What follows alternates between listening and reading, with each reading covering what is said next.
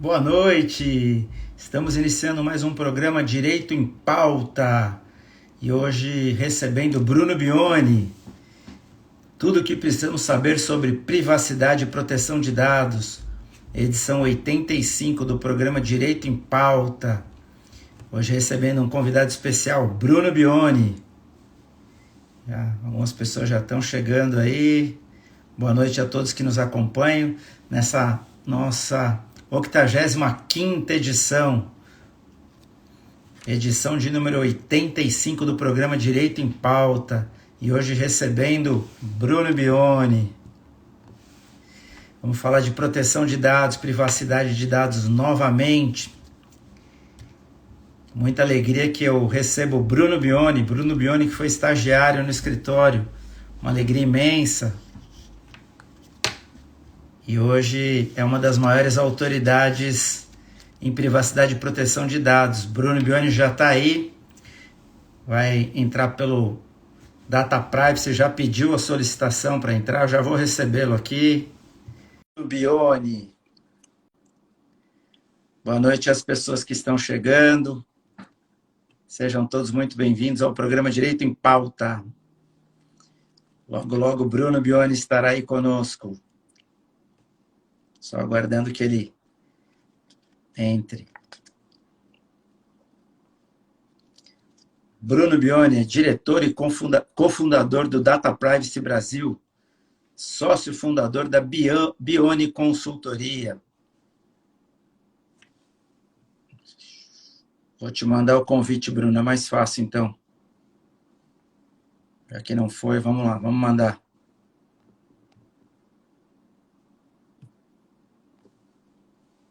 Convidei você, Bruno. Deve estar chegando um convite aí para você.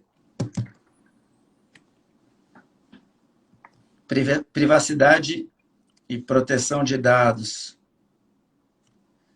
Não está conseguindo participar. Vamos.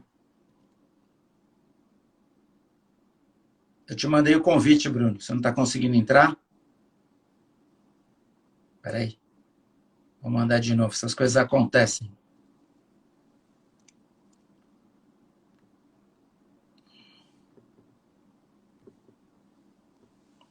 Mandei um convite para você. Se você estiver fazendo pelo computador, às vezes o Instagram tem dado essa dificuldade de acesso. Ele fica negando o acesso. Isso não é a primeira vez que acontece.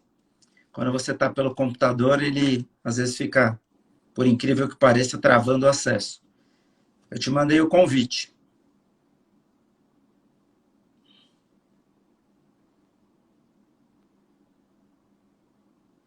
Se você quiser sair e entrar de novo, também é uma opção. Sai e entra de novo.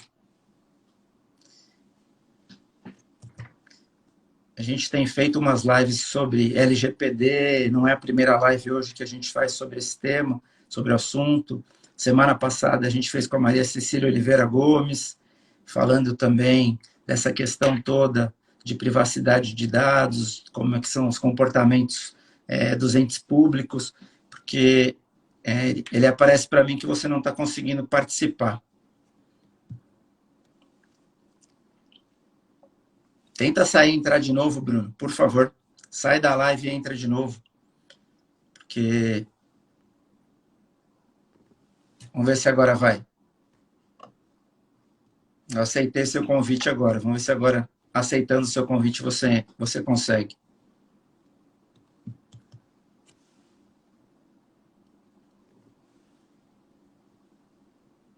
Aceitei seu convite. Como eu vinha dizendo, a gente fala de LGPD, Lei Geral de Proteção de Dados, porque a lei já está em vigor e as penalidades para quem descumprir a lei também estão em vigor desde agosto de 2021. Então, quem não se adaptar, corre o risco de ser punido. Me parece que esse não é o objetivo da Agência Nacional de Proteção de Dados, a ANPD, mas pode acontecer. Então, a gente tem tratado muito desse assunto, porque é um assunto novo e que interessa a todos.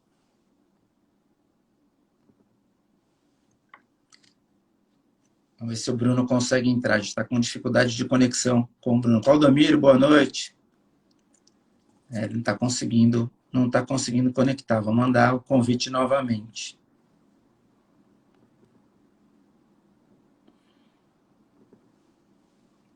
Mandei o convite, vamos lá.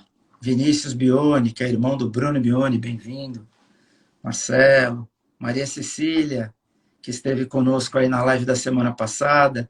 Recebemos vários comentários e elogios, principalmente a calma com que ela faz as exposições. Então, você que está nos assistindo aí, Cecília, parabéns. Recebi vários retornos positivos sobre a live que a gente fez.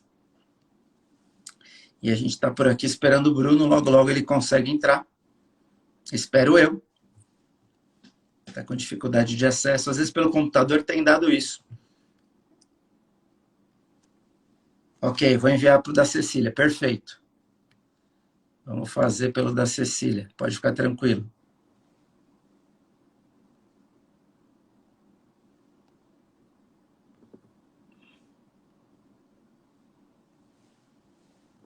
Pronto, mandei para o da Cecília. Acabei de mandar para o da... Aê! Grande Bruno! Foi Tudo agora, bem? hein? Agora vai. Tudo bem, e você? Também. Muito obrigado por ter aceito o convite. É uma honra Ajeitar recebê-lo aqui aqui. a câmera, porque o que estava dando problema era as permissões do meu aplicativo no celular. Tá, fica tranquilo. Ajusta aí. Não temos pressa.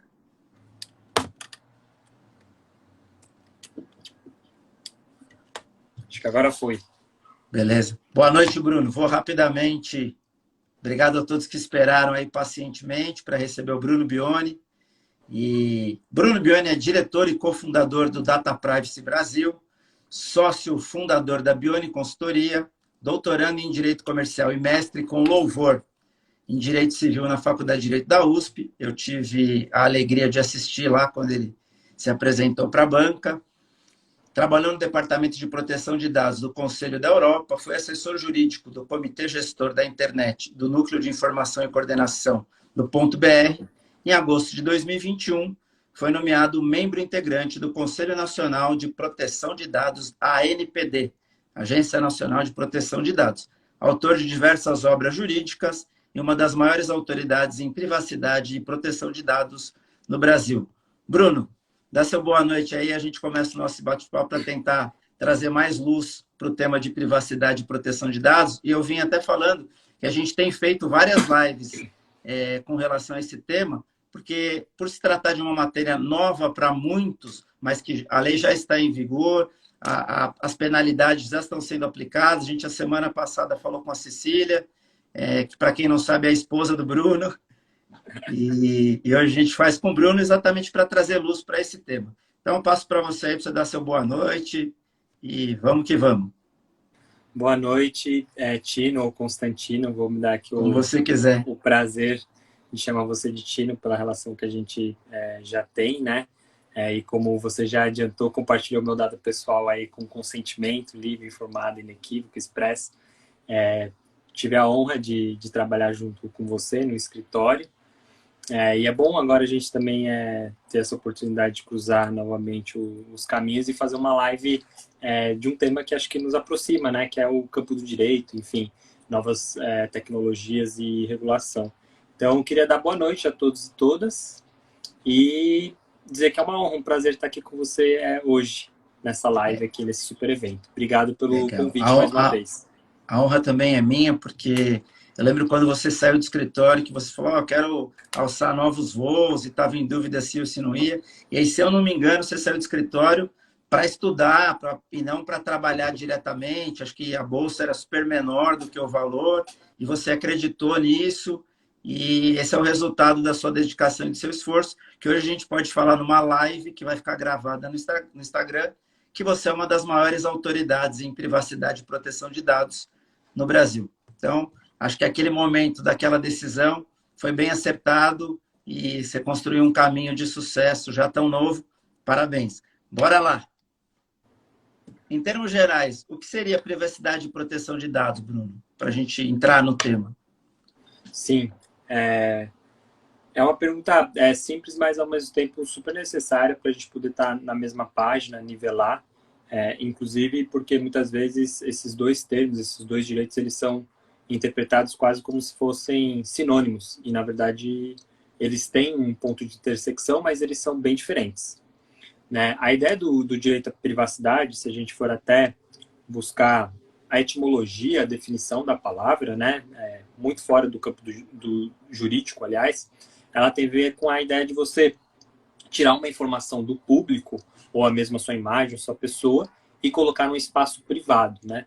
Então, o direito à privacidade trabalha muito com essa perspectiva de uma liberdade negativa, de você retrair informação. Por isso que vários dos desdobramentos do direito à privacidade têm a ver com essa proteção que é franqueada para um espaço privado. É a inviolabilidade do domicílio.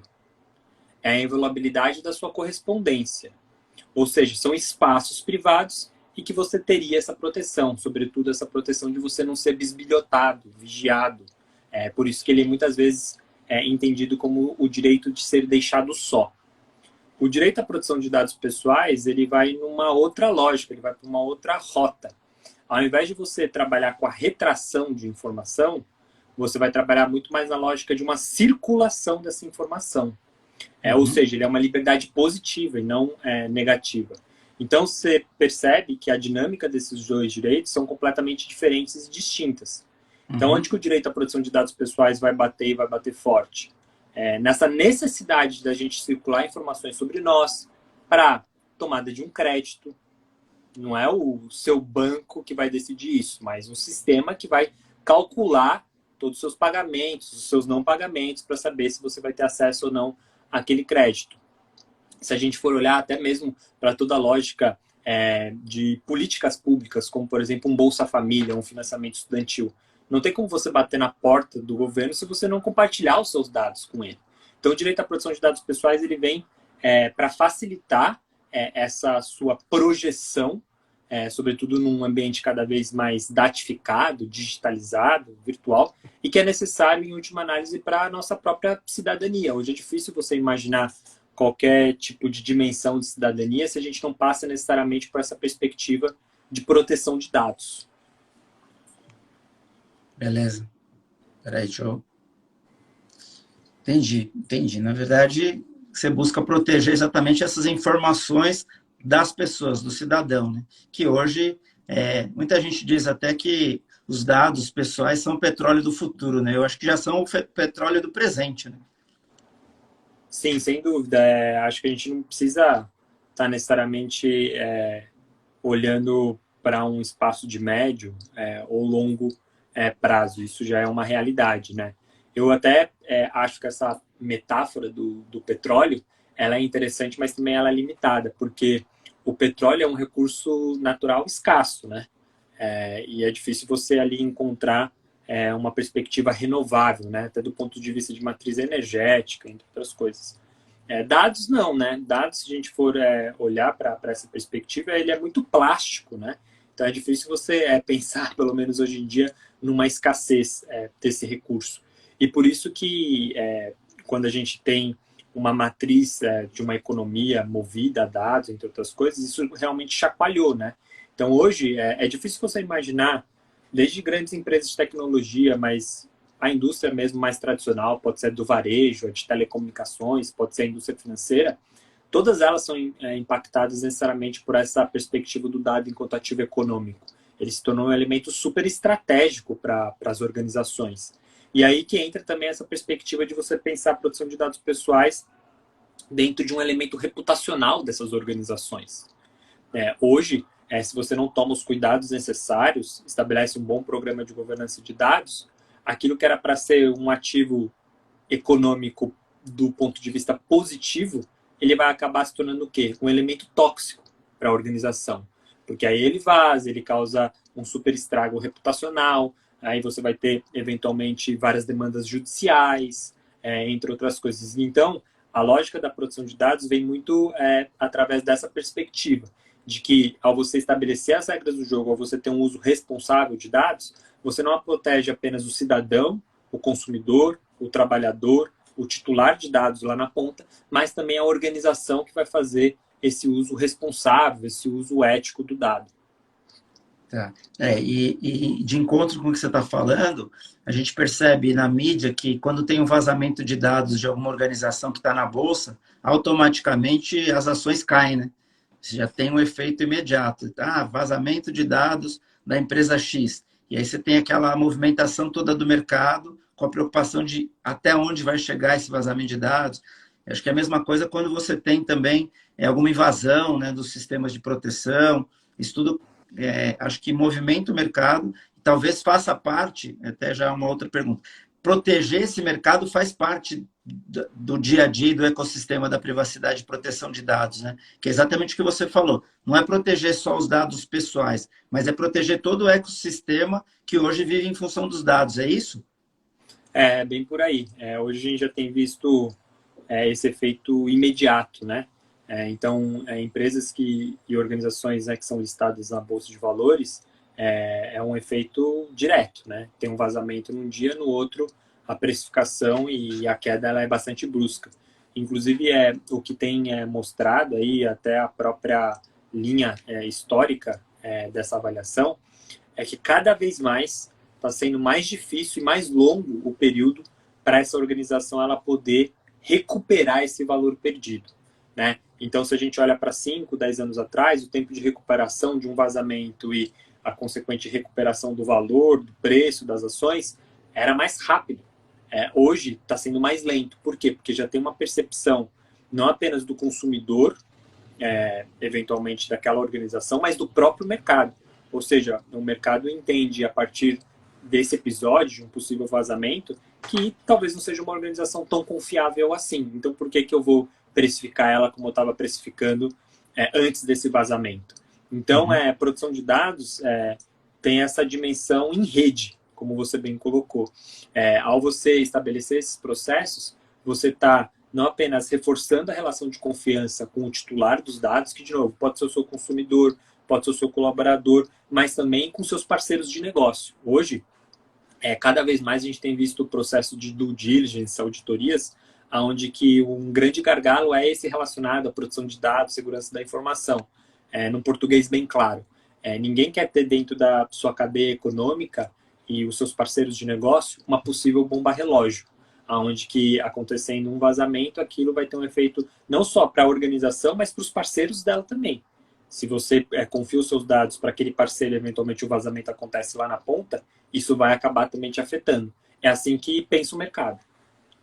E é tão isso que hoje você não consegue fazer nenhum negócio com uma grande corporação, com uma grande organização, mesmo os pequenos, né? Um prestador de serviço lá de limpeza, qualquer prestador de serviço, quando você vai prestar serviço para uma grande organização, você tem que se adequar à LGPD, você tem que assinar os documentos referentes a que você se compromete a proteger os dados, a tratar os dados, a respeitar os limites.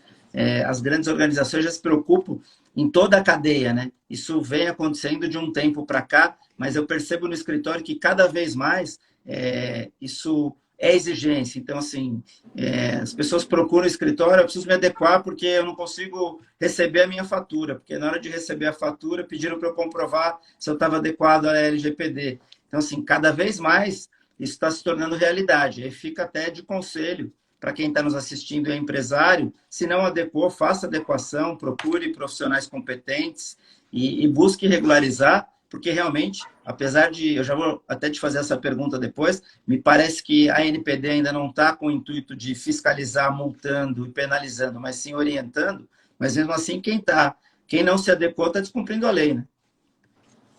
Sim. Hoje, talvez a grande pressão em termos de adequação é essa. É quase como se fosse uma regulação privada pelos pares, pelo próprio mercado, né? Aonde que o barato está saindo caro e muito caro? Essas organizações que não têm esses processos bem estabelecidos, elas estão perdendo o mercado, e as organizações que bem estabeleceram esses processos estão tendo uma super vantagem competitiva, inclusive cobrando mais caro. Ou seja, isso traz um valor agregado para a organização. E exemplos muito práticos. Hoje, quando você está tendo rodadas de investimento de startups ou até mesmo processos de fusão e aquisição, isso a gente está vendo realmente na prática, casos reais. E assim, é dolorido para a organização. Quando ela está no meio do processo de rodada de investimento, ela tem ali uma cifra de 10x e depois no final acaba sendo um investimento de 5x, porque o investidor falou, olha, você não vale tudo isso, porque aqui eu percebi que os seus processos eles estão fracos, estão precários, e eu vou aportar somente isso, metade do valor. E fusão e aquisição também. Organizações que não têm esses processos bem estabelecidos, cada vez mais isso está sendo contabilizado como um passivo. E aí, processos de fusões e aquisições que eram muito parametrizados pelo passivo trabalhista, pelo passivo de recuperação de crédito, que eventualmente já estava prescrevendo, decaindo, enfim. A gente sabe muito bem essa lógica tradicional. Hoje, um principal pilar é esse de proteção de dados. Ou seja, o seu negócio vale mais ou menos de acordo com o grau de segurança e de validade que você empresta para o dado que corre e percorre a sua organização. E é mais uma obrigação que tem que ser enxergada como investimento e não como despesa, né? As organizações têm que enxergar que você está investindo em se adequar, em ter uma política clara de proteção de dados.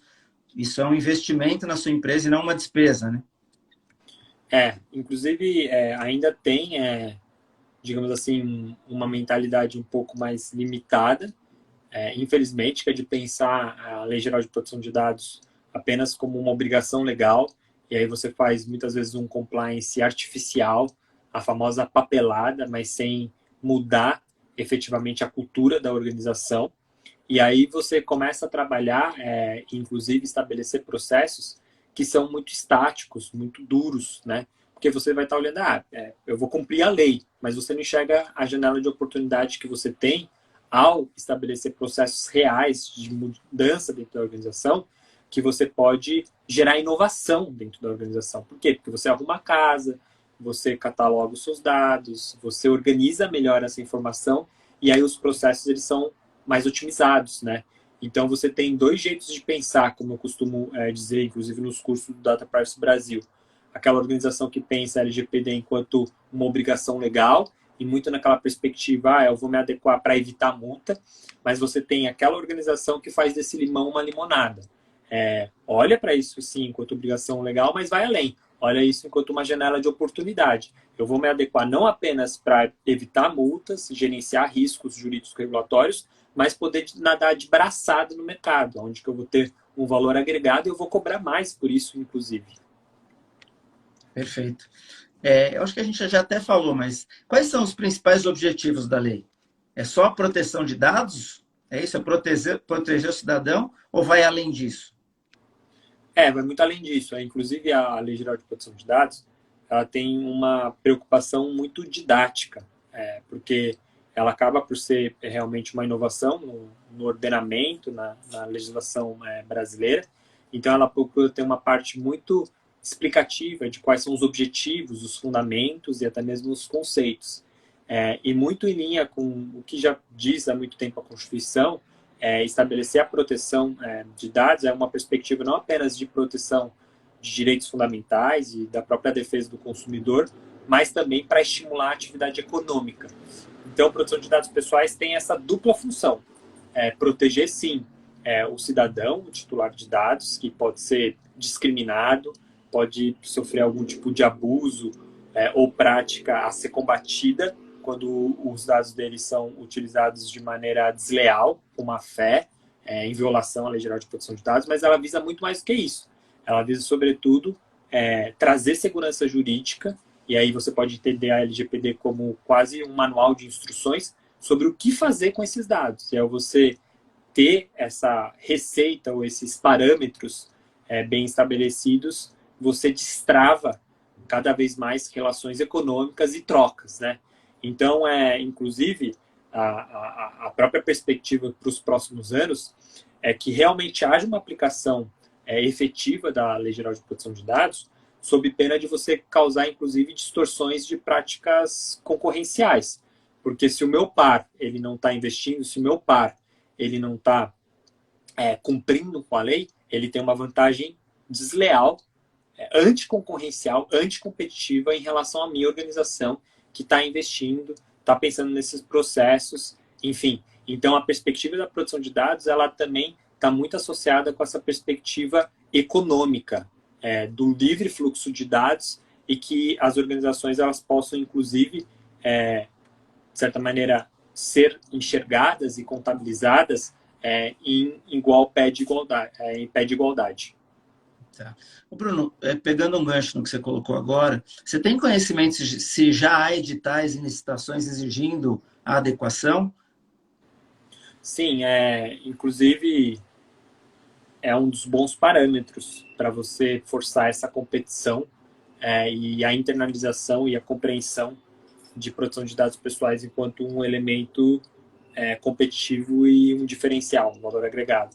A partir do momento em que o Estado também começa a escolher os seus parceiros a partir também desse critério, isso realmente muda o jogo, né? Então, as organizações elas passam a entender isso como uma barreira de entrada, ou uma possível, né, justamente uma maneira de você angariar um mercado que antes isso não era exigido. Então, alguns editais de licitações sim já exigem, tem hoje uma possível variação, alguns certames de licitações exigem isso quase como se fosse um critério de elegibilidade, ou seja, você nem é habilitado se você não tem isso, e tem alguns editais que consideram até parâmetros mais robustos de governança como um critério diferencial em termos de pontuação do certame, né? Então, você tem essas duas camadas, uma que é uma efetiva barreira de entrada e a outra que é um valor agregado para você efetivamente sair vencedor do certame da licitação. Isso é essencial. Inclusive, a gente tem que pensar o Estado como um elemento indutor, né, desses bons comportamentos. Não apenas do ponto de vista de contratação, como você está colocando, de licitação, mas até mesmo pensando no papel dos bancos públicos. Se a gente está falando de linhas de crédito, e linhas de crédito com uma taxa de juros super boa, diferente, né, do mercado, como por exemplo o que faz o BNDES, por que não o BNDES estabelecer isso como um critério? Já que a gente quer um desenvolvimento econômico, mas com responsabilidade social, que aliás é o que dá nome a esse próprio banco público. Sim, é interessante, né? Que aí você consegue ter uma abrangência maior na adequação, né? Porque aí você passa a se adequar enquanto empresa, não só pelo fato de não ser punido, vou cumprir a lei, mas pelo fato de ter vantagem competitiva, de poder participar das licitações, de na modalidade técnica e preço você ser pontuado na técnica, é bem interessante. E até de poder se relacionar com o Estado em condições competitivas. Bem interessante. Quais são os fundamentos da LGPD? Ela é os princípios e fundamentos. Os princípios e fundamentos eles estão muito interrelacionados com os objetivos da LGPD, e a gente pensa dessa perspectiva principal que procura colocar a Lei Geral de Proteção de Dados, que é o que a gente chama, né, é um super palavrão, autodeterminação informacional ou autodeterminação informativa, que significa colocar o titular nós, nos empoderarmos com controle efetivo sobre os nossos dados. E aí, um parênteses longo. Controle não significa e nem se limita a consentimento. Tá.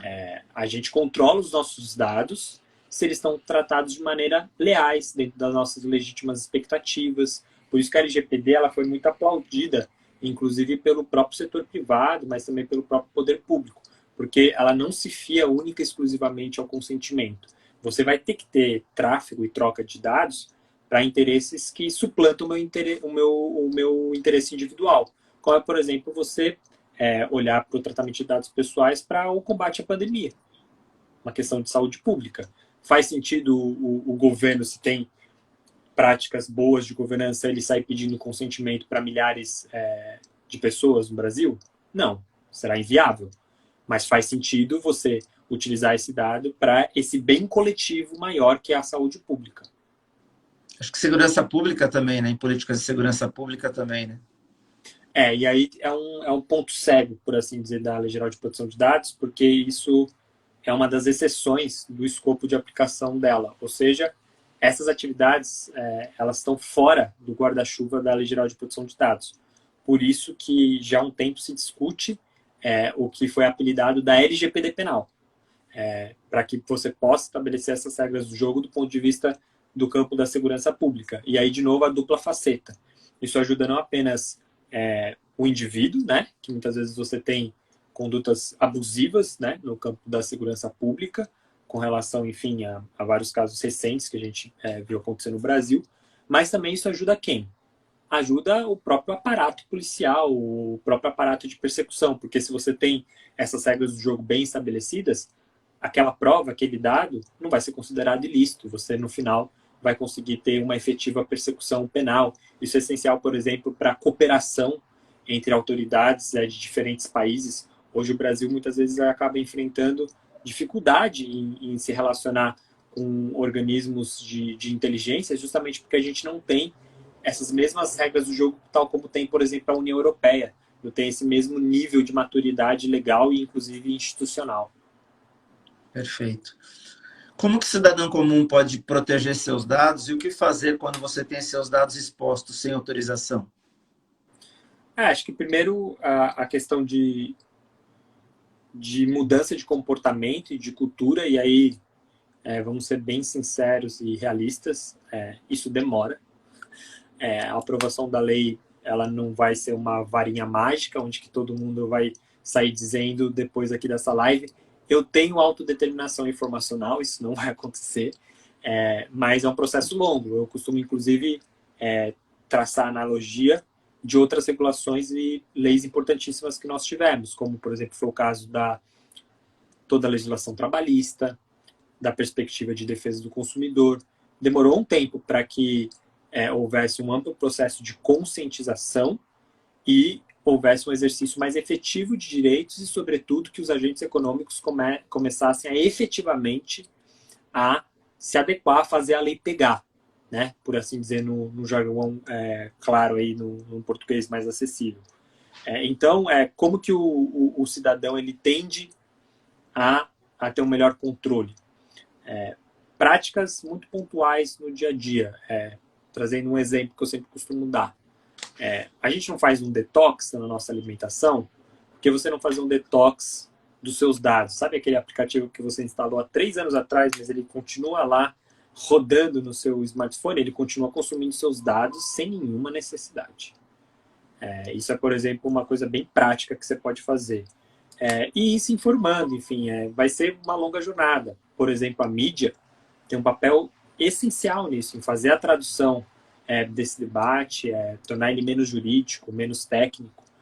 ONGs, a própria perspectiva de educação de direitos, desde o nível básico, passando pela própria perspectiva de remodelar a agenda programática de cursos superiores, né? Então a gente já tem visto não apenas essas matérias invadindo os bancos da faculdade de Direito, mas também da ciência da computação, mas também da administração.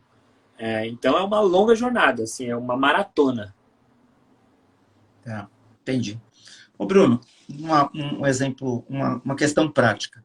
Para quem trabalha naquele modelo B2B, ou seja, somente com pessoas jurídicas, utilizando dados genéricos das empresas, então eu me relaciono empresa com empresa, tal. A LGPD é aplicável? A LGPD ela vai ser aplicável quando você tem um tratamento de dados pessoais, né? É o CPF, por assim dizer, na parada. Mas por que isso acaba impactando modelos de negócio B2B? Porque às vezes você vai prestar um serviço ou uma solução onde que pode haver um repasse desses dados, você pode fazer parte da cadeia. Então pensa, por exemplo, em grandes empresas de TI, que fornecem inclusive tecnologias de segurança da informação. É B2B, mas você vai ser ali alguém importantíssimo dentro dessa cadeia e, consequentemente, essa organização não vai te contratar se você não tem boas práticas, incluindo de produção de dados. Então, é engano pensar que a LGPD ela vai ter um impacto significativo só para organizações que têm modelo de negócio B2C, com o consumidor. Ela, inclusive, está tendo um impacto ainda maior dentro dessa perspectiva B2B. E aí isso vai desde questões relacionadas à segurança da informação, até questões associadas à contabilidade, passando pela perspectiva de terceirização da gestão de recursos e de pessoas, né, onde que você também tem ali uma grande quantidade de dados pessoais trafegadas, compartilhadas, até mesmo empresas de recrutamento, enfim. Esse é um ótimo exemplo, né? Então você pensa aquela empresa de headhunter ou de recrutamento, enfim, que vai automatizar ou vai melhorar o seu processo seletivo de recrutamento. O modelo de negócio é B2B, ela vai lá e contrata com o seu escritório, mas ela vai estar tratando dados pessoais dos seus futuros colaboradores. Ela vai ter que ainda estar mais adequada, eventualmente, do que você, para ela poder contratar com você e com outros potenciais parceiros de negócio. Legal. Vou fazer uma pergunta bastante simples, mas acho que é importante deixar registrado, até, como a gente tem muitas pessoas que assistem depois também e acabam questionando algumas coisas. Por exemplo, eu tenho um banco de dados, estava lá na minha empresa, que ainda é de currículo, tem um monte de currículo lá, guardado lá nos meus arquivos, tem um monte de informação. A partir da vigência da LGPD, independente desse dado ser escrito ou digitalizado, ele entra na mesma proteção, né?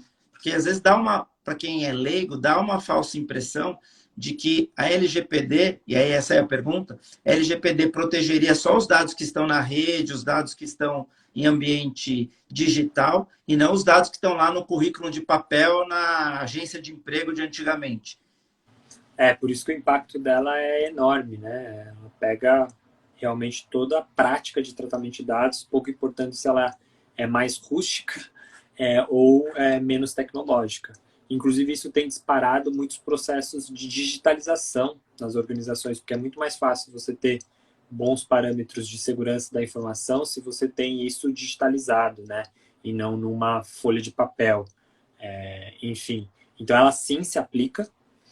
E mais, uma outra dúvida que aparece recorrentemente mas eu peguei esse currículo há 10 anos, ou há 5 anos, ou há 1 ano, antes da vigência da Lei Geral de Proteção de Dados. Ela se aplica?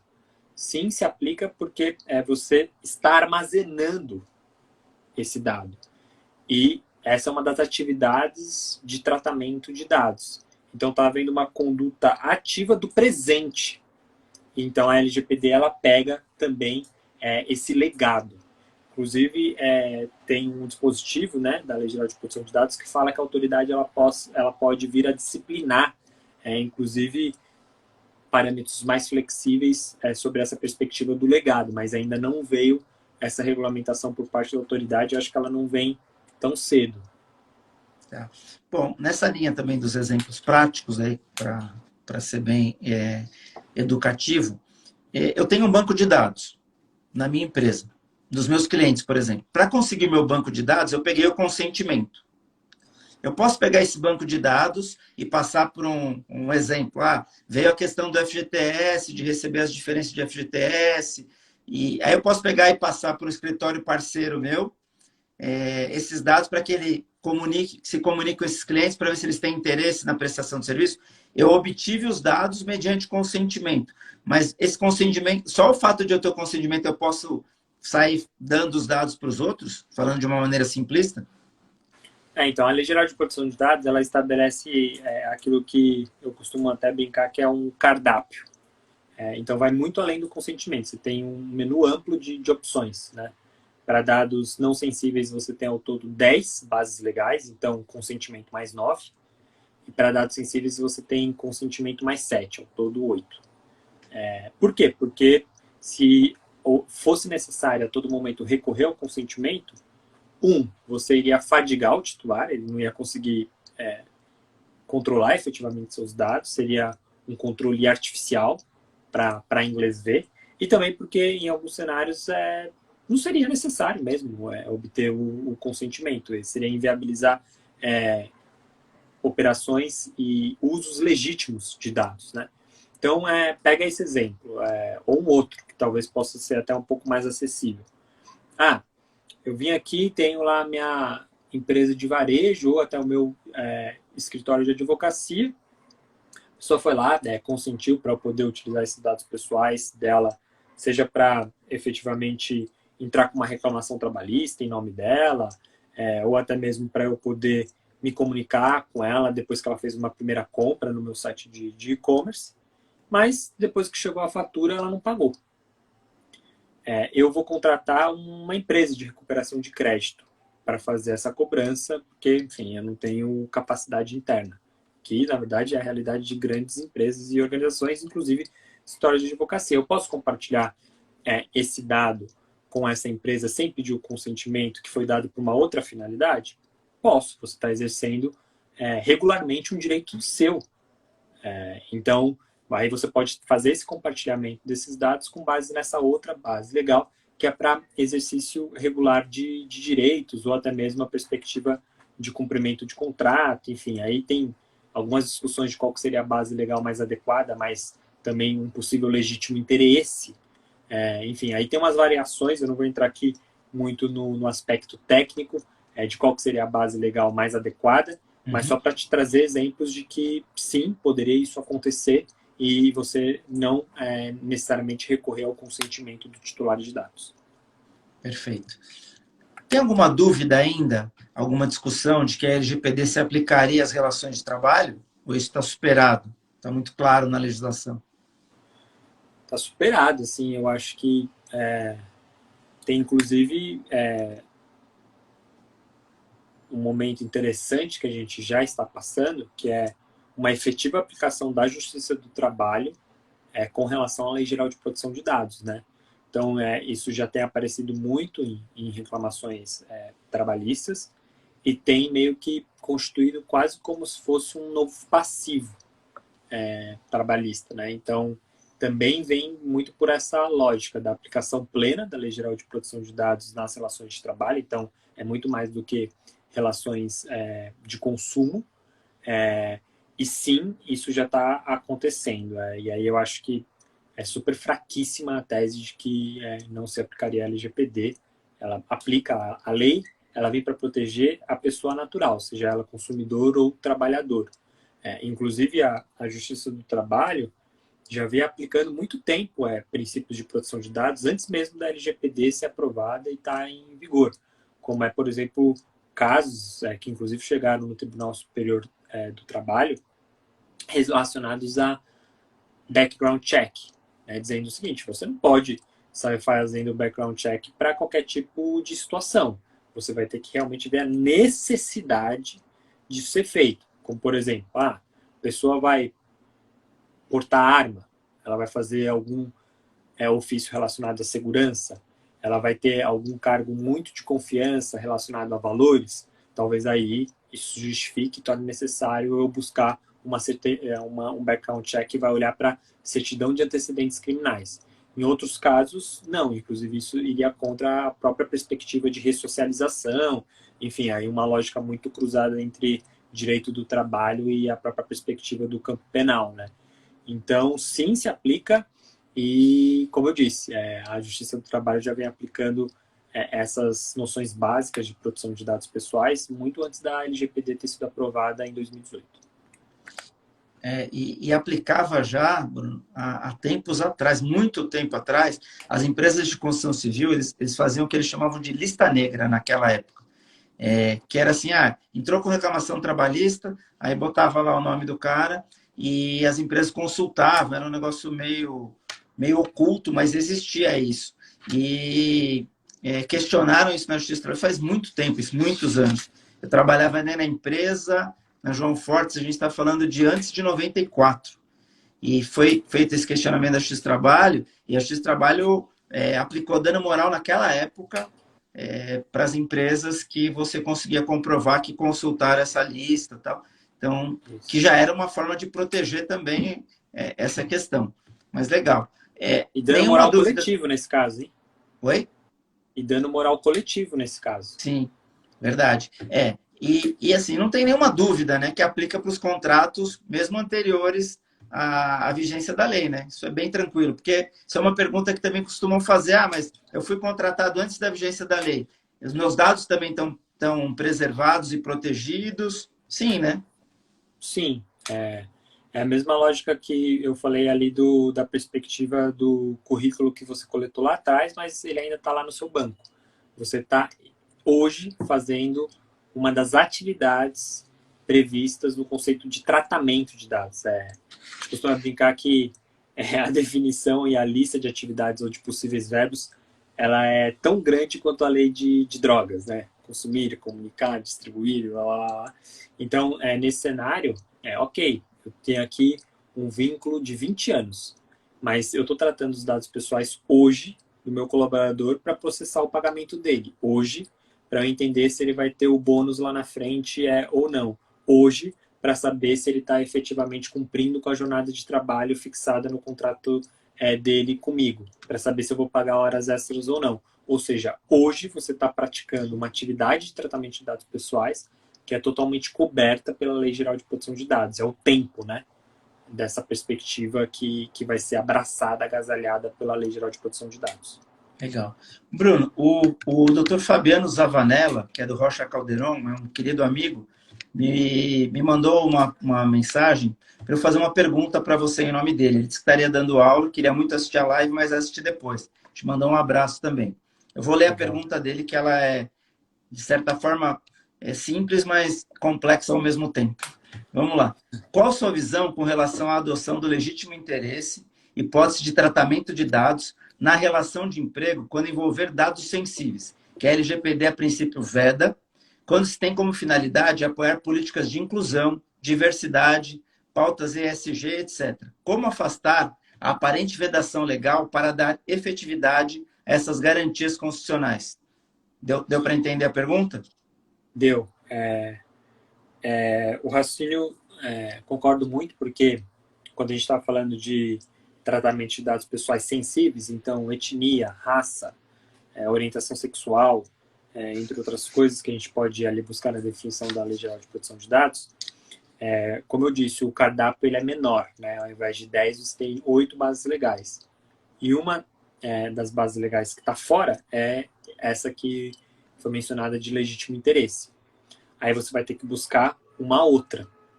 Uhum. Você pode olhar até mesmo para a perspectiva de obrigação legal regulatória, você vai poder olhar para a perspectiva, enfim, de outras bases legais, porque qual que é o intuito da Lei Geral de Proteção de Dados? É fazer uma circulação adequada desses dados. E essa perspectiva de políticas afirmativas, de diversidade, elas são não apenas contempladas, mas estimuladas pela Lei Geral de Proteção de Dados, né? E dentro dessa perspectiva seria bastante possível. Ele está correto no sentido de que não cabe legítimo interesse, você vai ter que buscar uma outra válvula de escape, uma outra alternativa. Mas sim, isso é possível, isso tem acontecido. Então, políticas de diversidade e de afirmação, de inclusão, têm rodado e continuam rodando pós-LGPD. Legal. Beleza.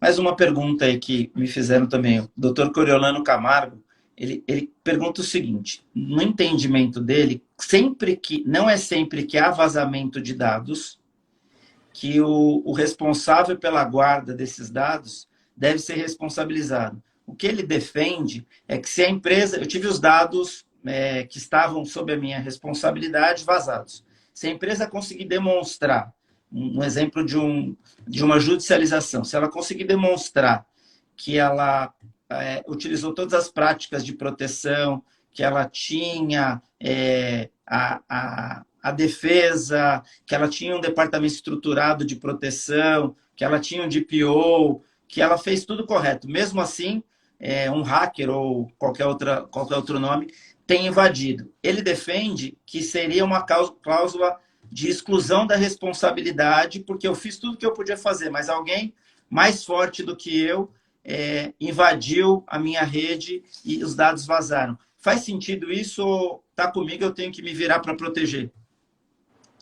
A gente pode traçar uma analogia aqui interessante para tentar forjar um raciocínio que, enfim, que não seja exclusivo dessa interpretação da Lei Geral de Proteção de Dados. Vamos puxar aqui na memória quando a gente começou a ter e-commerce, principalmente o setor financeiro permitindo que você pudesse fazer operações bancárias através do computador da internet, né? No começo teve essa mesma argumentação.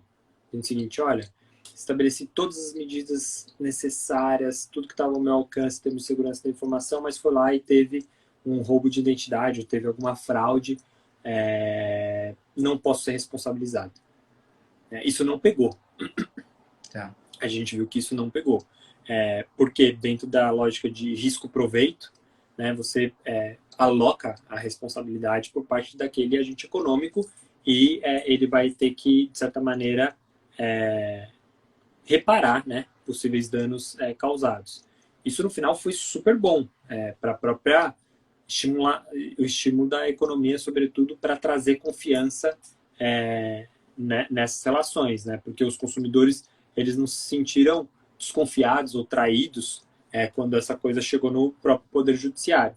Eu construiria uma linha de raciocínio similar aqui, no caso da Lei Geral de Proteção de Dados. A gente vai ter que, sim, levar em consideração essa boa-fé, essas medidas responsáveis, e por isso que a Lei Geral de Proteção de Dados Pessoais, ela inova e ela traz um princípio interessante, que é o da accountability, que foi traduzido, muito bem traduzido, aliás, como da prestação de contas e da responsabilidade. Isso significa que, se tem duas organizações onde elas tiveram incidentes de segurança muito similares, talvez a mesma situação, no mesmo setor econômico, com a mesma quantidade de dados vazados que afetaram a mesmíssima quantidade de titulares, mas uma organização não fez nada ou muito pouco e a outra organização fez muito, tudo aquilo que estava ao alcance dela, significa que elas serão tratadas na exata medida do grau de accountability que elas tiveram nesse processo. Significa que ambas podem ser responsabilizadas, mas eventualmente se tem um dano moral coletivo, aqui vai pegar muito mais pesado do que na outra. Por exemplo, a própria LGPD, ela estabelece um rol de possíveis sanções, penalidades, que vai desde uma simples advertência até o bloqueio total da operação de dados. Então, nesse cenário, a gente também consegue pensar nesse mix, nessa mesclagem de possíveis sanções e técnicas distintas de responsabilização. De novo, se ainda que eu tinha tido um incidente de segurança, eu coloquei tudo que estava ao meu alcance para efetivamente ter um uso responsável, e o meu concorrente não fez nadíssima, mas ambos incidiram na mesma violação, não faz nenhum sentido eu pagar a mesma multa que ele vai ter que pagar. Aí a autoridade ela pode trabalhar muito mais com uma perspectiva de porretes e cenouras, né? Ou seja, você pega muito mais forte com aquele que não tem nenhum grau de boa-fé e que ele provavelmente não tem nenhum grau de responsividade, e para o outro você fala assim, olha, reconheço, muda isso que está errado. Por exemplo, uma advertência simples. Ou muda isso e publicizo isso para que isso fique, inclusive, de maneira exemplar para o mercado como um todo e os consumidores eles tenham noção do que está acontecendo. E aí a autoridade ela pode calibrar essa dosimetria da pena. E é por aí que eu enxergaria essa situação, não como uma efetiva isenção de responsabilidade, mas muito mais com essa camada, essa granularidade de se pensar como e em que maneira, qual é a dosagem da responsabilidade que você pode fixar. Legal. Bruno, no dia 10 de fevereiro, o Congresso Nacional aprovou a PEC 17 de 2019, que incluiu a proteção de dados pessoais como direitos fundamentais na Constituição. Qual que é a importância disso e as consequências na prática? Bom, a importância disso que, como qualquer outro artigo do direito quinto da nossa Constituição, é aquilo que a gente chama de cláusula pétrea, né? Então, você só vai conseguir rebaixar esse tipo de proteção que foi dada se você mudar a Constituição. Ou seja, tem que mudar muita coisa no Brasil, no Estado Democrático de Direito, para isso acontecer. Talvez não, é o espaço mais nobre que o direito pode conferir para liberdades, direitos e assim por diante. É você prever isso lá no artigo 5º da nossa Constituição. Isso significa que quando a gente vai olhar para qualquer medida que vai interferir nesse direito, isso vai ter que ser proporcional, né? Então, a própria justificativa, a própria argumentação disso também ganha um ônus maior, de maior envergadura. Por exemplo, no campo da segurança pública. E uma outra perspectiva prática bem importante é que, literalmente, a gente abre as portas do Supremo Tribunal Federal para ele poder receber e analisar matérias relacionadas à proteção de dados pessoais, porque efetivamente ele está lá para garantir a Constituição, sobretudo o artigo 5º. Então a gente tem o mais alto andar do sistema de justiça, aparelhado e previsto, posicionado para receber essas possíveis reclamações e possíveis violações a esse direito, diferentemente se ele não tivesse lá previsto na nossa Constituição. É importante fazer um parênteses. Antes mesmo da aprovação da PEC, o próprio Supremo Tribunal Federal reconheceu o direito à proteção de dados pessoais como um direito fundamental, mas, de novo, ele não estava explícito, agora ele está. Então, a potência disso ela é enorme. Isso vai trazer outros efeitos muito pragmáticos. Por exemplo, quando o Brasil começar a entrar em negociações de comércio internacional, União Europeia, para desenhar acordos de livre fluxo de dados, né, que é essencial para o desenvolvimento da nossa economia, para entender como que essas parcerias se consolidam. Para esse tipo de acordo, necessariamente se leva em consideração esse nível que o direito dá em termos de proteção. Então, por exemplo, em decisões recentes da Comissão da União Europeia, com o Japão, com outros países que foi reconhecido esse livre fluxo, eles expressamente levaram em consideração e foi um elemento positivo na conta final. Isso está previsto como um direito fundamental e mais, o próprio Poder Judiciário ele ser uma instância de independência, de fortalecimento da proteção desse direito fundamental. Quer dizer, na verdade, traz uma importância de garantia legal, constitucional, de estar lá no rol de proteção do artigo 5º, mas, como você bem colocou, ele traz a possibilidade da discussão sobre violações chegar até o Supremo Tribunal Federal. Isso é importantíssimo na minha visão, porque, apesar de ter sido comentado que já havia o entendimento, mas ele não estava na legislação, que poderia levar ao não recebimento de alguns recursos na instância superior. Legal. Cara, a gente está quase chegando ao fim, mas eu vou exigir um pouco mais de você. Você acha que a gente tem de exemplo prático, positivo e negativo, com relação a esse ecossistema, com relação à proteção e privacidade de dados, com relação...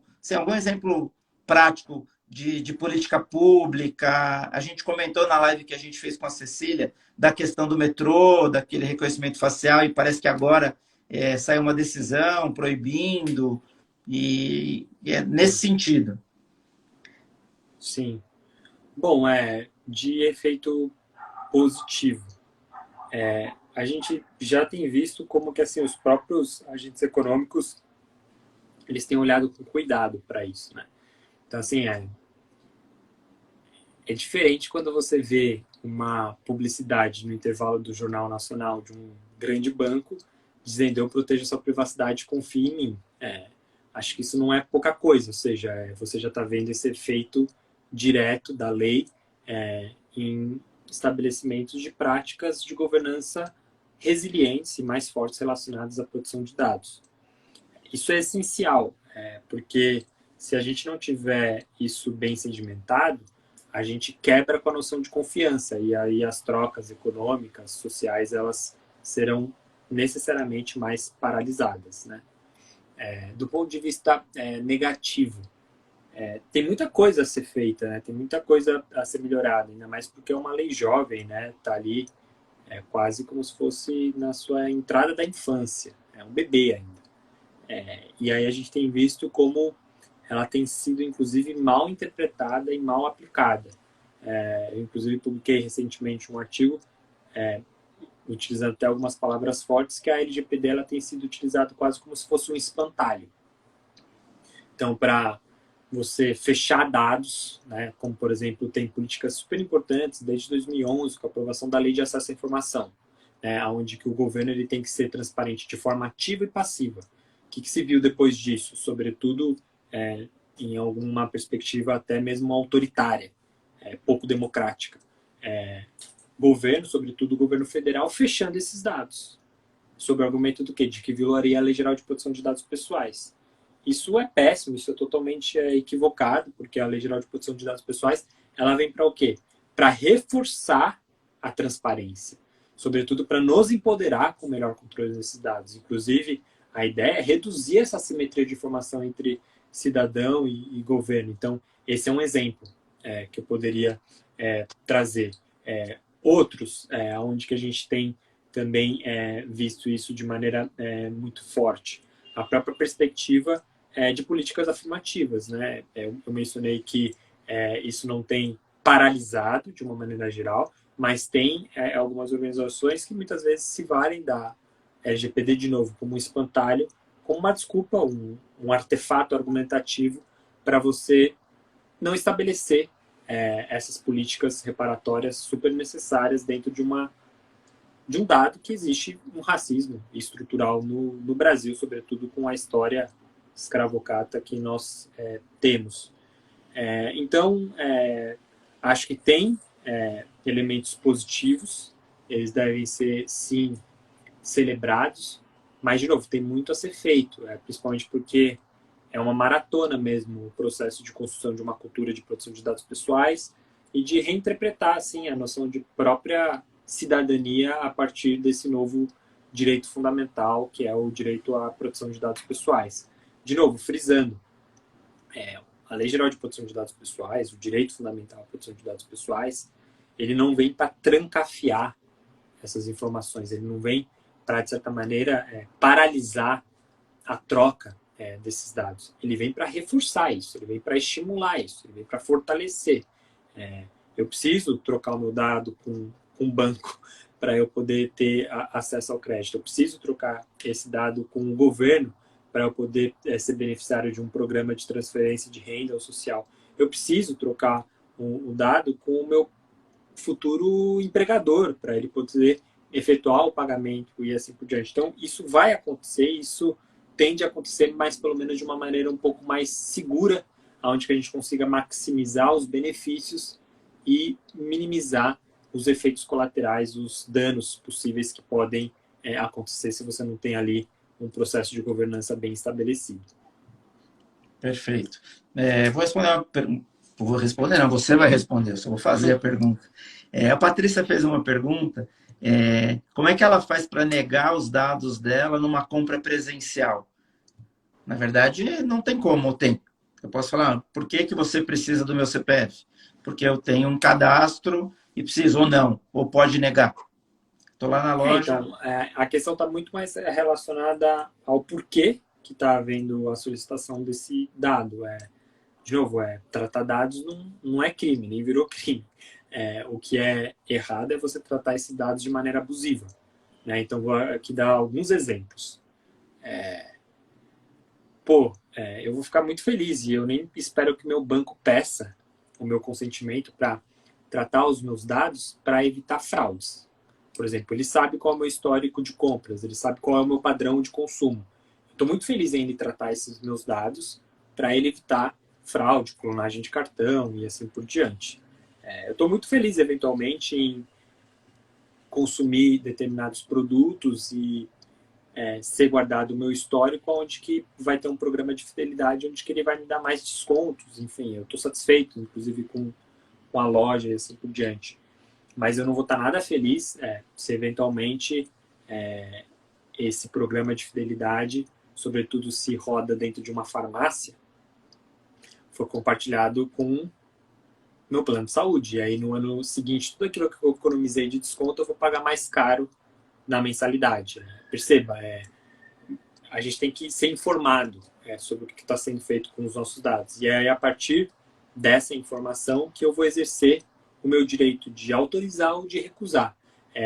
Produção de dados pessoais trabalha com essa ideia de granularidade, né? Não é tudo ou nada, assim, vende a sua alma em termos de dados para você poder utilizar esse serviço ou qualquer coisa do tipo, ou não. Eu não vou fazer negócio com você, eu não vou ter nenhuma relação contigo. É muito mais perspectiva de entender que existem várias finalidades possíveis para esses usos de dados e eu tenho que ter um poder de controle sobre isso.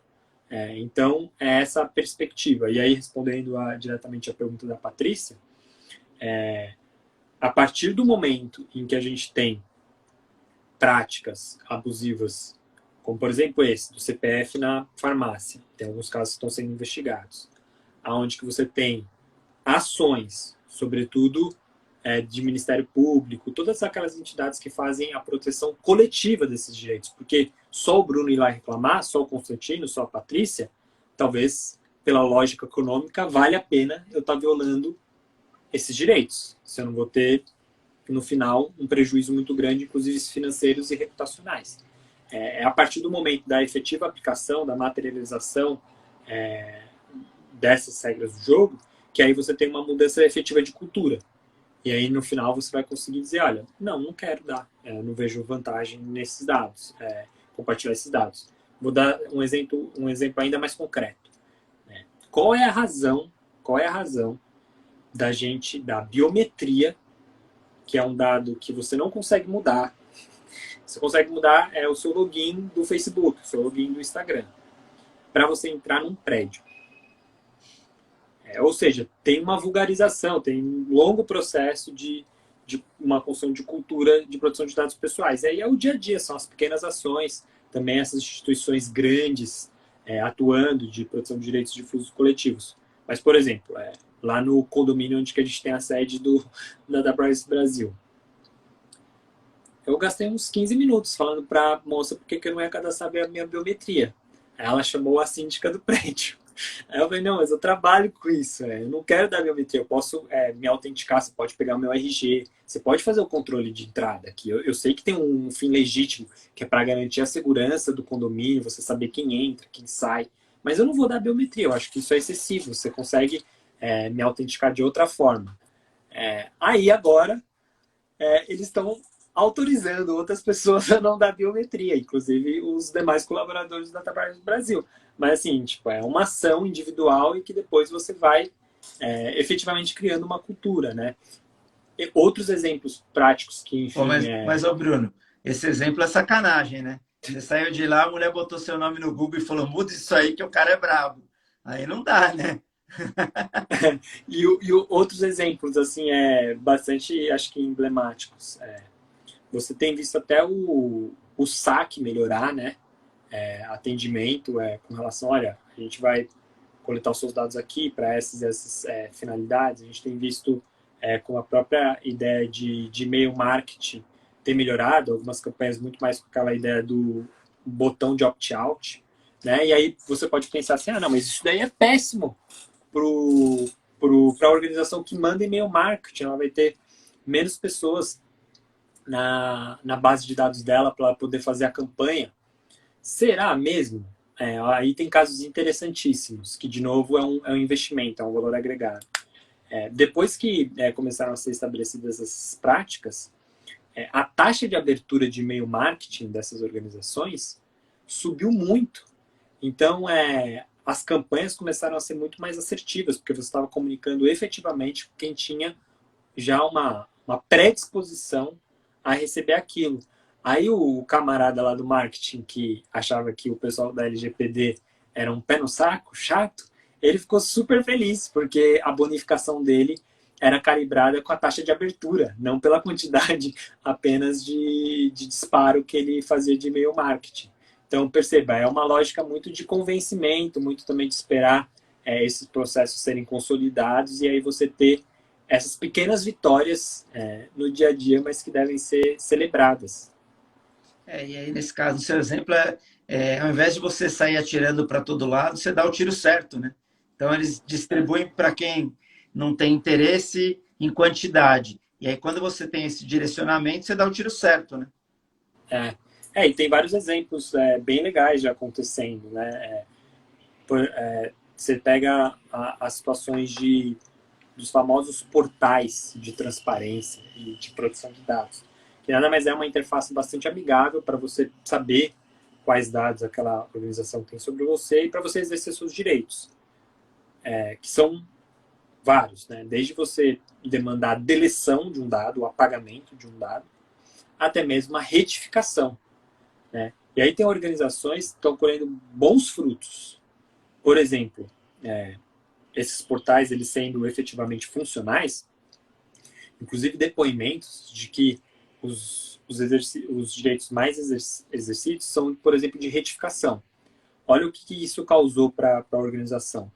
Ela reduziu número de inscrição indevida em órgãos de proteção ao crédito. Por quê? Porque ela efetivava a cobrança no lugar certo, no endereço mais atual de e-mail ou físico. Então, ela limpou uma boa parte de um passivo contencioso que ela tinha. Isso tornou a comunicação dela também mais assertiva, porque, por exemplo, você iria lá e dizer o seguinte: olha, o meu interesse mudou. Antes eu tinha, sei lá, um perfil assim, assim, assado para roupas ou para um determinado de conteúdo. Antes eu lia mais política, mas agora eu estou lendo mais esportes. Então, me envie, por favor, determinada livraria, mais conteúdo relacionado a isso. E aí foi interessante, porque esses depoimentos mostram que se adequar é uma lógica de um investimento que vale a pena, que você pega esse retorno. Inclusive, tem algumas métricas e estudos cada vez mais sendo desenhados, e aí com métricas bastante robustas, dizendo que para cada R$ 1, para cada $1 investido, para organizações, sobretudo de médio e grande porte, você tem quase a recuperação de 3 vezes mais, 300%. Por quê? Caracas. Porque o processo de tomada de decisão ele começa a ser mais sério, porque você busca o dado mais rápido e você toma decisões baseadas em dados, não em achismos dentro da sua organização. A própria lógica, se você tem eventualmente algum incidente de segurança, você responde, reage mais rápido, porque os times estão treinados para agir naquela situação de crise, de estresse. Então a gente já tem visto isso e isso tem desmistificado, né? Esse argumento de que proteção de dados pessoais é contra negócios, é contra inovação, nada disso. Na verdade é a favor, na verdade é um estopim, é um grande trampolim para você gerar mais inovação, mais competitividade e mais valor agregado para sua marca, para sua organização, seja ela pública ou privada. Tá. Ô, Bruno, os grandes, então, sei lá, WhatsApp, Facebook, Twitter, Instagram, já nesse porte de organizações, não tem ninguém não tratando dado mais, né? Isso foi no passado, para quem está lidando diretamente na rede, né? Ou ainda tem quem não trate dados? Não, hoje é difícil você enxergar alguma organização que não trate dados, né? Que, de novo, desde a grande empresa de tecnologia até a indústria mais tradicional que você possa imaginar, por exemplo, o varejo, todos os processos envolvem tratamento, muitas vezes em larga escala, desses dados, né? Então, não é uma coisa que bate forte apenas nas grandes empresas de tecnologia, mas em setores, enfim, históricos, né, do ponto de vista da economia.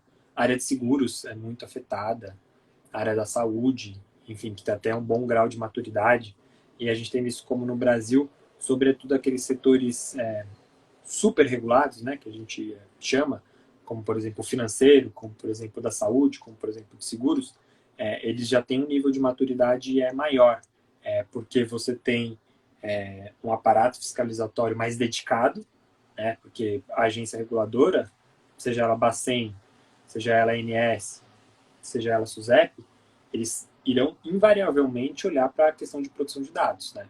Então foi o que o Bacen fez recentemente, atualizou a sua própria resolução de segurança cibernética. Eles também irão atuar, eles também estão renovando, se reinventando no jeito de regular, olhando para a proteção de dados pessoais enquanto um fator crítico. Então, é bem por aí. Há, sim, o tratamento de dados, na sua grande maioria. Por isso que o impacto da lei causou esse todo burburinho. Porque é mais do que apenas o que foi o Código de Defesa do Consumidor, é mais do que foi apenas a legislação trabalhista. A gente está falando de um impacto muito transversal, do dado da pessoa, seja ela consumidor, empregado, colaborador ou cidadão lá na ponta. Tudo isso tem que ser revisto, né? Os processos para você poder se adequar à lei. Inclusive, alguns chamam quase como se fosse a lei de tudo, né?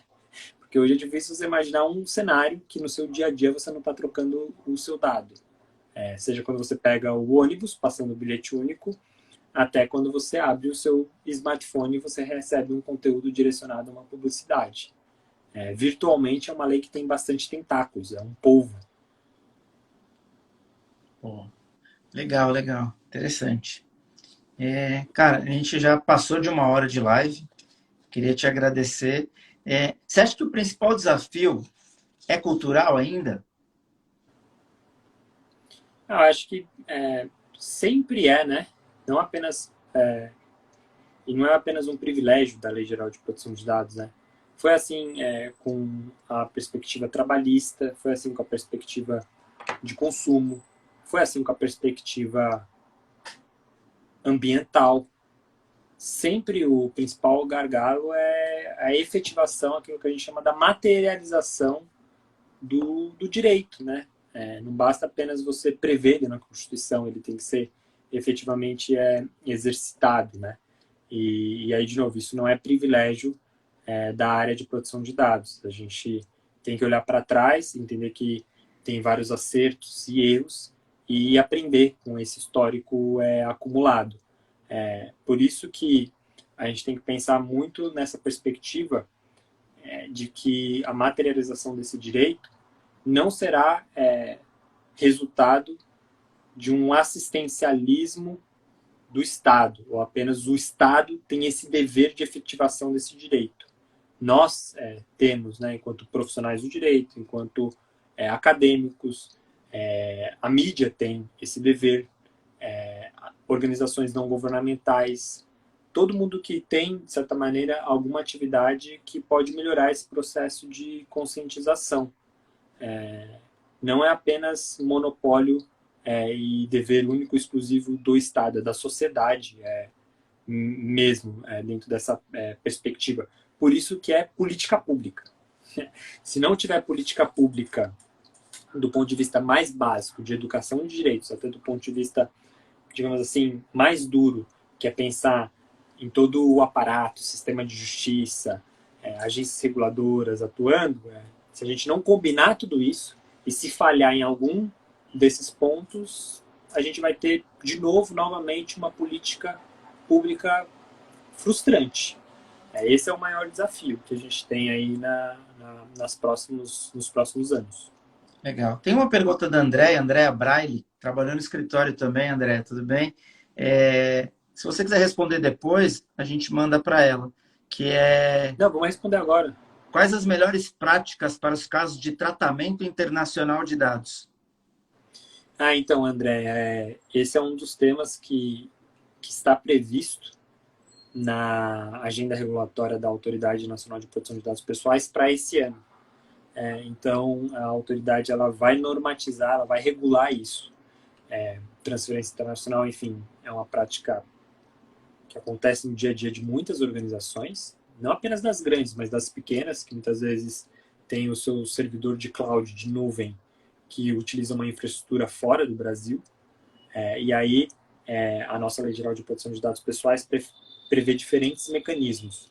Desde o país onde é hospedado, armazenado esse dado, ele tem um nível de adequação similar, convergente ao brasileiro, e não existe nada ainda previsto sobre isso, por isso o drama da transferência internacional, por isso a emergência da autoridade normatizar isso, porque aí a gente vai começar a ver também outros instrumentos, como, por exemplo, cláusulas contratuais padrão, códigos de boas condutas, enfim, aí a lista ela é ampla. E muita gente está aguardando ansiosamente por esse movimento da Autoridade Nacional de Proteção de Dados. Então, sendo bem franco e bem direto, a gente tem um cenário que é de insegurança / expectativa do que vai acontecer aí nos próximos meses, sobretudo nesse ano de 2022. Legal, obrigado. Obrigado pela pergunta e obrigado pela resposta. Ô Bruno, você conhece a legislação europeia. Muitos dizem que a LGPD no Brasil foi inspirada na legislação europeia. A gente no Brasil tem muita dificuldade de produzir boa legislação, né? A gente tem coxa de retalho para todo lado, e aí os famosos jabutis que vão sendo encaixados e tal. A gente pode dizer que a LGPD é uma lei muito bem feita, é uma lei adequada e ela atinge os fins. Você que conhece a legislação europeia, A gente pode dizer que é uma exceção no conjunto legislativo brasileiro? A Lei Geral Brasileira de Proteção de Dados Pessoais claramente foi influenciada pela a lei europeia. Enfim, tem bastante convergências, mas também tem bastante divergências, e divergências boas, no meu entender, assim, fazendo uma avaliação ali do texto frio da lei. De um ponto de vista mais específico, a nossa lei brasileira de proteção de dados ela é menos prescritiva que a europeia, então ela deixa mais espaço para que os próprios agentes econômicos possam estabelecer boas práticas, que o próprio agente regulador ele possa fazer um exercício mais flexível, mais dinâmico da aplicação da lei, enquanto que a europeia, até mesmo, e isso é uma grande diferença da lei brasileira, ela é um regulamento. Então, ela tem, quantitativamente e do ponto de vista qualitativo, ela é muito mais prescritiva, ela é muito mais detalhada.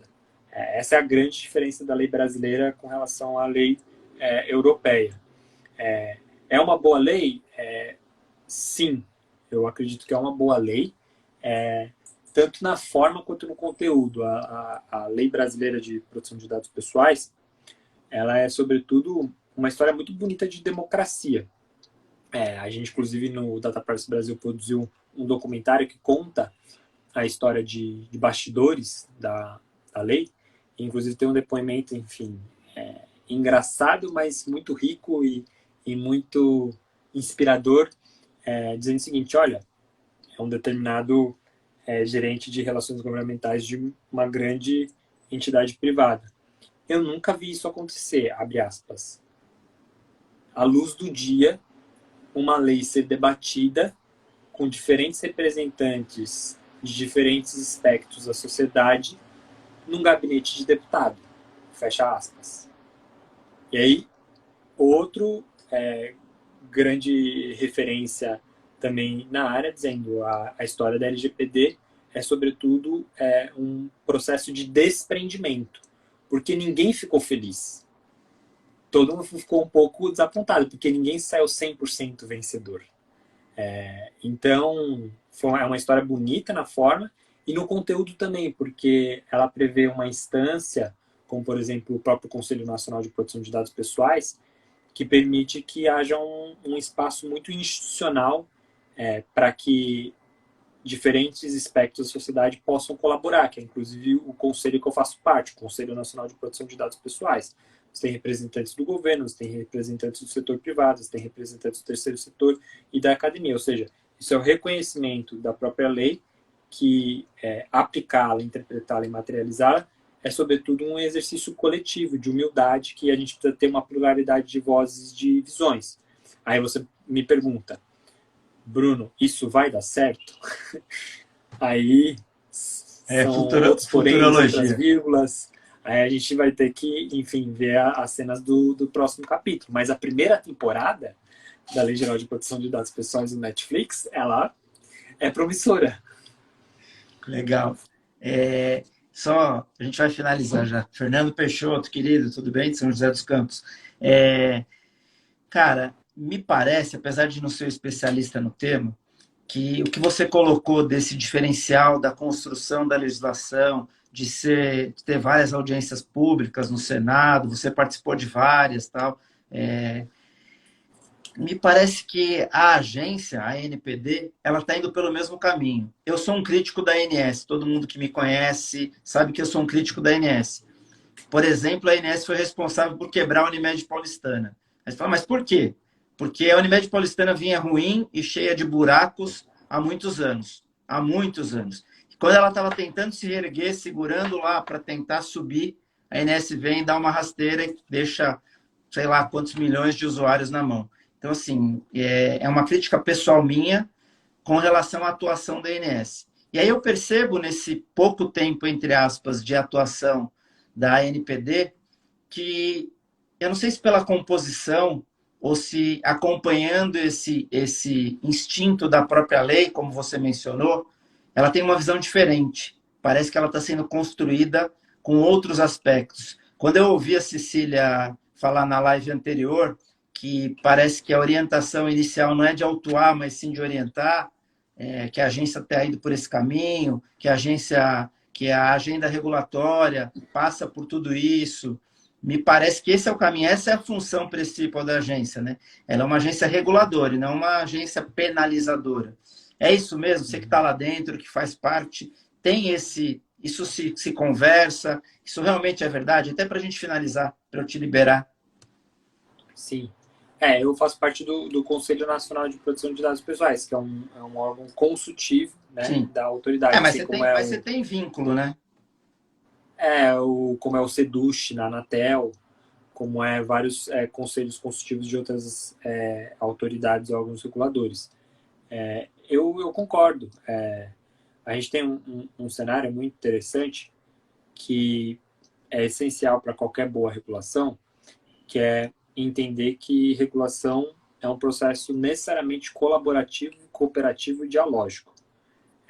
Dentro dessa perspectiva, a Autoridade de Proteção de Dados Pessoais, ela começou muito bem, porque ela começou prestando contas para a sociedade do que ela iria fazer, ou seja, ela publicou a sua agenda, permitiu que houvesse previsibilidade de como que ela iria atuar e para que as organizações, inclusive, pudessem se preparar para poder estudar e poder colaborar de maneira mais refinada, mais sofisticada. Então, foi a pergunta anterior que foi feita. Bruno, e transferência internacional? É esse ano. A gente sabe há 2 anos que esse ano é o ano da transferência internacional. Então, você não precisou sair pesquisando ou pensando em processo de transferência internacional em 2019.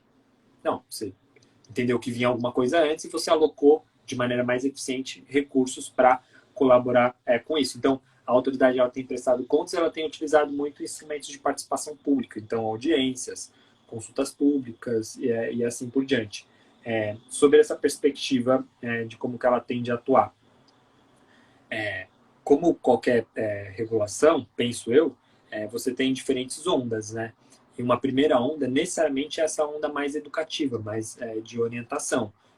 Agora, a gente não pode perder de perspectiva que casos de violações irão acontecer. E aí você tem que combinar uma orientação educativa com uma operação também de repressão, de sanção e assim por diante. Então, a gente tem uma visão positiva, mas também entendendo que o cenário ele não é perfeito.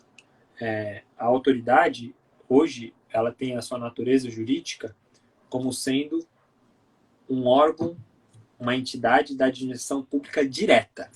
Ela, inclusive, está alocada ali no gabinete da presidência, ali na Casa Civil. Ou seja, ela é uma entidade de governo, não de Estado. Por isso que há tanta pressão e há, inclusive, movimentos. A própria autoridade inclusive, já encaminhou para o Ministério da Economia um estudo de impacto econômico-financeiro do que seria necessário para ela ser convertida numa autarquia, para ela ser uma agência de Estado, não de governo. Isso é essencial. A gente viu como agências reguladoras boas foram decisivas para que a gente pudesse destravar um processo importantíssimo de vacinação de saúde pública, discordando do próprio governo. Por isso que esse movimento de conversão da autoridade, ele digamos assim, nesses primeiros anos, a cereja do bolo.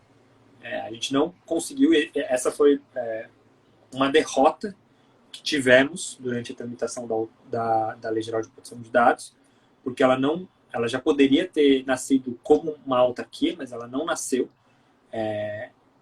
E agora a gente tem que trabalhar para que isso aconteça o quanto antes. Aí podem me perguntar, Bruno, mas mais uma agência reguladora, mais custos, mais um super órgão do Estado, isso vai trazer mais custos para a máquina pública? Realmente faz sentido? Faz. Porque, de novo, é uma agência de Estado, não de governo. E se a gente tiver uma agência de Estado, não de governo, você tem mais previsibilidade, você tem mais segurança, você diminui o famoso custo Brasil em termos de atração de investimento, de recursos e assim por diante. Sempre pensando por essa lógica. Então, eu sou otimista, mas um otimista realista de que nem tudo são flores e que a gente tem que trabalhar para melhorar esse arranjo hoje existente, mas que, de novo, eu falo e repito isso. A gente tem uma autoridade que está muito azeitada, está trabalhando muito bem nesses primeiros anos e muito nessa lógica de que ela entende que ela tem que prestar contas para a sociedade. Isso é essencial para você ter políticas públicas e uma atuação que seja legítima. Porque senão o que acontece? Você tem a famosa judicialização dessa política pública, que é ruim para todo mundo. É ruim para o consumidor, é ruim para o cidadão e é ruim para os próprios agentes econômicos. É verdade. Que é o que acontece na saúde, né? Se você analisar os custos da judicialização na área da saúde, são números astronômicos. Só fazendo um parêntese rápido, eu estava conversando há um ano, talvez, não, antes da pandemia, com um secretário de saúde de São Paulo. Ele estava me dizendo que ele tem que alugar galpões para colocar e comprar fraldas da marca X, PTO, porque os juízes, ao pedido dos advogados, os juízes dá a liminar para fornecer a fralda X, que é um absurdo, né? E isso é falta de regulamentação, falta de atuação da ANS, por exemplo, que deixa espaço para esse tipo de judicialização. Mas tranquilo, nem quero entrar Ou muito nisso, nesse caso do foi próprio só um Poder Judiciário, parênteses. né? Oi? Ou nesse caso do próprio Poder Judiciário, né? Sim. Do Poder Judiciário a gente também trabalhou nisso dentro do TJ e é triste ouvir isso. Obviamente que a gente fala da exceção sempre não da regra. Mas é triste ouvir assim, mas eu vou dar liminar porque eu vou dormir tranquilo. Se vai quebrar o plano de saúde ou se a política pública de saúde vai ser afetada no orçamento, não sou eu que vou deixar de dar liminar. E aí na área da saúde é diferente da tua área de atuação, porque tem muito consumidor que não é educado corretamente. Então, o cara compra um Fusca do plano de saúde, mas quer andar de Mercedes. Sim. É bem complexo, mas é só um parênteses para fazer uma análise comparativa. Bom, muito obrigado. Agradeço bastante. Precisamos tomar um vinho agora. A live já foi, agora falta o vinho. Vamos marcar. Obrigado. Sei da dificuldade de tempo aí, que você, além de ter aberto espaço, não está preocupado com o horário. Te agradeço por isso. Mas é isso, não vou ficar jogando muito confete, porque você sabe que você mora no meu coração e não preciso de muito confete para você. Mas é isso, gratidão, muito obrigado. Queria te passar aí para você fazer as suas considerações finais, dar o seu recado final. E a gente está junto aí nessa caminhada, continuaremos juntos. Obrigado pelo convite, acho que o papo foi super leve, profundo também, né? Não foi superficial, espero que tenha sido informativo. E é isso, a gente continua aqui à disposição para conversar, né? Trocar ideias e, enfim, acho que é essencial, sobretudo essas ações que você vem fazendo, esse conjunto de lives. Qual é o número que chegou? Quase 100 já, né? 85. 85, a de hoje é a a 85ª. Que é uma maneira de democratizar o acesso ao conhecimento, né? E é isso. Queria agradecer mais uma vez, desejar aí boa noite e um bom descanso para todos e todas que acompanharam a nossa live. Um abraço. Quem quiser te acompanhar nas redes, quer passar aí? Como foi mencionado, eu sou diretor fundador do Data Privacy Brasil, que é um espaço de intersecção entre uma escola, então a gente dá bastante cursos, capacitação, inclusive tem aí um curso só sobre proteção de dados e relações de trabalho, RH. Inclusive, eu sei que você é bastante atuante, é presidente de uma comissão na OAB relacionada a esses temas, e também uma associação de pesquisa. Então, a gente tem produzido muito, muito conhecimento teórico e empírico sobre isso e trabalhando também num movimento assim muito de base, de entender para quem é proteção de dados pessoais e para quê, né? Então, do ponto de vista, inclusive, de proteção de dados pessoais ser um elemento de concretização de justiça social. Então, a gente está vendo muitas questões relacionadas a prisões injustas, como, por exemplo, a própria ideia de reconhecimento fotográfico. Enfim, tem muita coisa a ser melhorada. Então, também tem essa perspectiva do Data Privacy Brasil de produzir esses dois tipos de saberes mais sinérgicos para ajudar aí na formação de uma cultura de proteção de dados pessoais. Então, além do Bruno, tem essa organização, enfim, que tem um time fantástico aí que vem fazendo um trabalho incrível. Legal. Quem quiser, é só Data Privacy Brasil, dá para procurar aí nas mídias sociais que encontra. Legal. Gente, muito obrigado por quem ficou até agora. Bruno, beijo no coração. Se cuidem. Só a semana que vem a gente fala com o desembargador Cristiano Jorge Santos. É o nosso entrevistado da semana que vem. Fiquem todos bem, se cuidem.